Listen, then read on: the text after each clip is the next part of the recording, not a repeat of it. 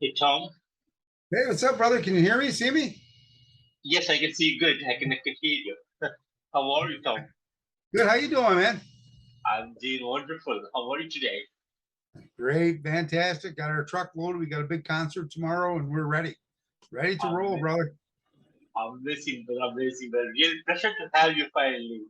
It's a real pleasure to be here. So, how was your day so far? Been fantastic. Had a great day. Had a great rehearsal. We're ready to roll, man. Great, great. So, Tom, your new album, Great American Rock, was out on May 6th. So, would you like to tell me a bit about the songwriting and production behind this new album? Sure, absolutely. So, Great American Rock. I wanted to do something because we're here in America, and I want to go back to the roots of rock and roll. We've had some great bands from the '60s, '70s, '80s. And I just felt it was important to come back and rock. And so when I wrote the title cut, "We Rock Hard," it's about back when we were on the road playing all the time. It's about how a band has to stay focused and stuff.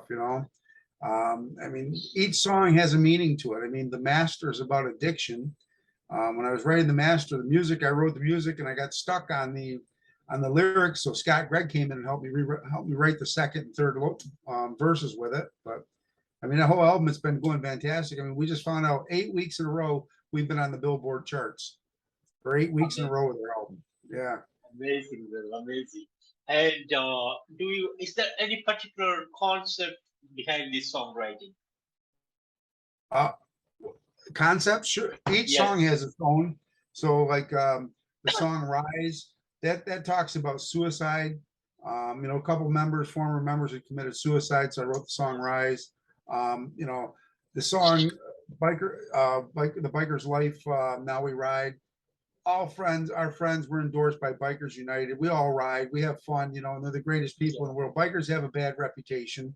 I mean, the song Hold On, we're rockers, man. We went out and met some beautiful women and had a great night. I mean, so every song has a meaning to it. Each song does. The song that's charting right now, "You Rock Our Way." We're shooting a video for that tomorrow with Ripper. And but anyways, "You Rock Our Way."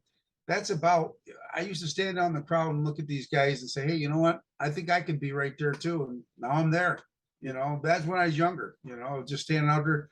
I remember seeing Judas Priest and Ripper was singing with him, going, "Man." I Yeah, was like, I thought he was as good as Rob Halford. And then here I am absolutely. recording with Yeah, him. I'm recording with yeah. him and playing a concert with him tomorrow. Amazing, amazing. And how does it feel for you to work along with Tim the Ripper Owens, being one of the It, legendary vocalists? How was it to be working along with him? I'll tell you, it's exciting and it humbles you because Ripper is the hardest working guy out there, the nicest guy out there, and the humblest guy out there. I mean, I've never seen anybody so humble as him. And you wouldn't know that this guy has been around the world with Judas Priest. You wouldn't know they did the movie Rockstar about him. You meet Yeah, him, he's funny. He's got a great sense of humor. When we're in the before we go on stage, we're in the dressing room. We're always laughing, cutting jokes, and even on stage, we're cracking up jokes with each other and stuff. He's a lot of fun to play with. So it's an honor to be with someone like him. amazing, amazing. And I know this is a few months back. So did you do something special on the day you released this album?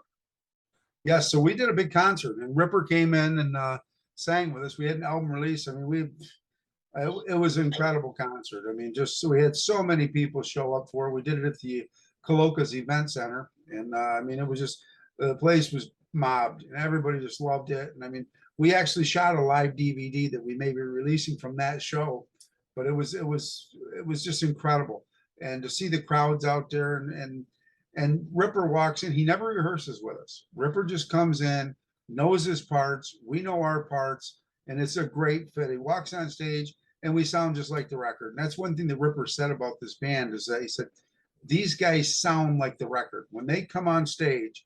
You can't tell the difference between the record and these guys. And when I was recording it, I did the record live just so it would feel that way. We ran it to click tracks. Amazing, amazing, amazing. And any plans to go on an international tour this year? We're hoping, yes. We've been a lot of those tours were already booked, so it was kind of we're just getting ready. We're looking at 2023. Yes, we'll be internationally 2023. right now we're just picking up so much steam. As a matter of fact, I think in November, we're going to do an East Coast United States tour. And then we'll start next spring. We'll head out to the West Coast. And then we're hoping by summer to be in Europe. Wonderful. And talking about Great American Rock, it really is Great American Rock. Wonderful 12 songs, 12 amazing songs, beautifully written, wonderfully put together. Outstanding performance from each of you guys. You all did fantastic work for this album. I totally enjoyed each and every song for this album. So thanks to you and to the entire band and to Tim for this wonderful music that you guys all put together. And as a band, how do you feel about the outcome? We're all very proud of this album. We worked hard on it, and when I was writing it, our last album, Epic, did very well. I mean, we got worldwide acclaim, but then COVID hit, and a lot of people said to me, "You're not going to top your Epic album." And of course, that was a challenge to me, and I said, "Watch and see." So we just went at it, and it was just. I'm so proud of it. I'm so proud of the guys that played on this. I mean, they all worked hard, and then to bring Ripper in there, and for Ripper to sing it. I mean, Ripper sang our Epic album, but this album, Ripper had free reign on the vocals. With the Epic album, he basically was his first album with us. So I sang it because I'm a singer too. Ripper, basically, he added stuff to it, but this album, he Ripperized it. I sent him basic tracks and he took it to the next level. I mean, it was incredible. And one thing about him is when he sent me the vocal tracks, I've worked with a lot of professional singers and stuff. They send you 2 to 4 tracks for each song. Ripper sent 12 to 14 tracks. I had so much to choose from, and he did different harmonies. I mean, it was just unbelievable what he sent me. And then I would send it back to him, and he always sent, notes with it. And so I say on the vocals, Ripper produced the vocals. He did so much to make them vocals come out. I mean, I mixed them, I produced the whole album, but he produced those vocals. I would send it back to him and say, yeah, that sounds great. Want to change this? And it worked out fantastic. Amazing. And is Ripper going to be permanently with Help Hostage, or what are the plans for the future albums? So Ripper is singing with us tomorrow. Tomorrow we have a big concert here in New York, in Weedsport, New York, and Ripper's coming in for that. Actually, Ripper should be here in about an hour. He'll be in, but yeah, so we're excited to play the show tomorrow. And Weedsport was one of the biggest concert venues in New York State. But everybody's played there. Motley Crue, Def Leppard, Black Sabbath, Dio. Everybody's played Weedsport. Well, about 10 years ago, Weedsport shut down and they tore it down. Well, now there's a new venue there, an outdoor stage and everything. And we're the first band to come in there, and we're gonna christen Weedsport tomorrow. We're gonna rock that place to the ground, man. We're excited. Amazing. And Help Hostage history goes back to 1984 when it all started. So how has the musical journey been for you for over the decades now? It's been the right journey. It's been, I've unfortunately along the way I've lost players, I've fired players. I always made what was right for the band. 84 we started out, the guys wanted to play covers. I said, okay, we played covers, and after 6 months I said, I'm not playing covers, I want to write my own music. And so a lot of the original guys didn't believe in it, they left, but that was okay. I understood that. And by 87 we were out with Manowar. We were doing direct support for Manowar. We were doing direct support for Eddie Money. I mean, everybody was calling us. I mean, we were playing, we were on the radio, we were having a blast. And then I became a single father. So when I went through a divorce, my son lived with me. So I quit music for 10 years. And in the 90s, I said, that's it, I'm going to stop. Atlantic Records was going to sign us, everything. I just said, I'm not going to do that at this point. I backed out of a record deal. More important to be a father. Told everybody I would come back, and they all said, you're never going to come back. I said, when I come back, I'm going to come back stronger than ever. In 2015, I came back. I released my album, my self-taught album. We did it in our studio, Fallen Brothers, and it sold thousands of copies worldwide, a homemade one. So then I said, well, there's something to this. And I worked with Joel and Turner, and then I did the Epic album, and then we just did Great American Rock. So each time I'm taking up the next step, and I've already wrote the next album. I'm excited for the next album. Amazing, John. And you also brought Jolie Turner you told me the way back home. Jolie Turner, it's another legend. You don't have to say it. So how was it like to work with Jolie Turner? Yeah, Joel Turner's a great guy. We did some concerts together too. And so we did the song Show Me the Way Back Home. And I wanted to take, and it was when we did it the first time, it was more of a rock song, but it was always meant to be an acoustic rock tune. So on the new album, I went back and Joe and I got together. I went back and I tore the whole song down, redid that whole song, and it's the way it's supposed to sound like Held Hostage. And Joe was very happy with it. In fact, we got some quotes coming out from Joe, and Joe's just a great guy. I love Joe, incredible singer. He was easy to work with. Everything was fantastic. He came up, he did concerts with Held Hostage. He was just a nice guy, a total gentleman too. Wonderful. And any plans for Hell Hostage to get back into the studio anytime sooner this year? I think we're probably going to be back. We're hoping to go back in next month in October. That's our plan. I'd like to be back in there. I've got most of the songs already written for the new album. It's just we've been so busy with playing and everything, and we're trying to get caught up. I mean, this album, Great American Rock, has taken off more than we ever expected it to. I mean, we thought we had a good album, but it's turned into a fantastic album. Sales are great. We've signed with a new record company, Fire Rock Music Group. They're happy with us. We've got a 5-album deal with them, and they want us back in the studio. I want to go back in. Amazing, amazing. And the band was also endorsed by Vietnam War Veterans of America. So how did it all happen, and why especially Vietnam War veterans? My brother was a Vietnam veteran, and so he came back, and he would tell me stories about how they were treated so badly when they came back to the United States. They were spit on and everything else. They came back thinking they were doing the right thing over there. They did what the government told them and what their job was. So, and they were treated horribly. So that's why the song Show Me the Way Back Home. A lot of those guys never made it back home. And even some of the ones that didn't make it back home mentally. And I've had so many, when I did that song, so many of the Vietnam veterans that came up to me and said that it helps them heal. When I wrote that song, that's what it was for, is to help them heal.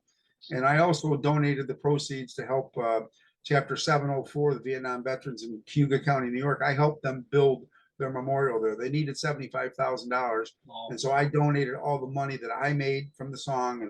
And I went and did free concerts for them and stuff like that. And they were able to get that built. So very proud of that song. Yeah. Amazing. You did a wonderful job, Tom. Thank you so much. Thank you so much. And what would be some of the upcoming plans for Hell Hostage?